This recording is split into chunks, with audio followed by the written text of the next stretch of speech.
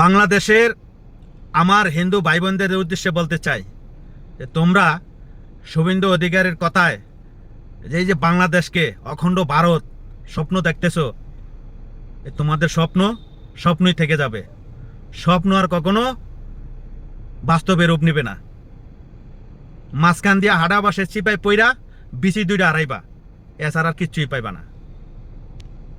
বাংলাদেশকে অখণ্ড ভারত দেখার স্বপ্ন দেখতেছো, এত সহজ না।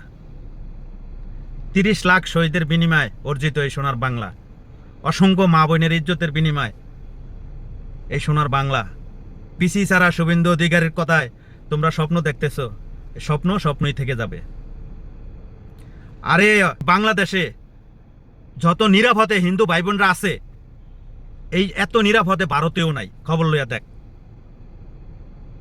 ওরা খায় গরুর মুদ, গরুর গু। তোরা কি গরুর গু, গরুর মুদ খাবি? এর জন্য ওই অখণ্ড ভারত দেখতে চাস বাংলাদেশ রে? এই জন্য বলি যে পৃথিবীতে দুইটা অসভ্য জাতি আছে, একটা হলো হিন্দু আর একটা হলো ইহুদি। আর আমরা এই অসভ্য জাতির মন্দির সারা রাত ধরে পাহারা দেই। আর এই অসভ্য জাতি এই দেশে থাইকা, এই দেশে খাইয়া এই দেশকে অখণ্ড ভারত হিসাবে দেখতে চায়। কত বড় আমি হইলে এত বড় কাজ করে। তোদের স্বপ্ন স্বপ্নই থেকে যাবে, এই স্বপ্ন কখনো বাস্তবে রূপ নেবে না। আমাদের পূর্বপুরুষ জীবন দিয়ে, বুকের তাজা রক্ত দিয়ে এই দেশটা আমাদেরকে উপহার দিয়েছে।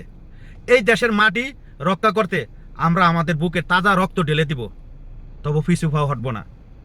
আর তোদের স্বপ্ন স্বপ্নই থেকে যাবে, এটা বাস্তবায়ন আমরা কখনোই হতে দিব না।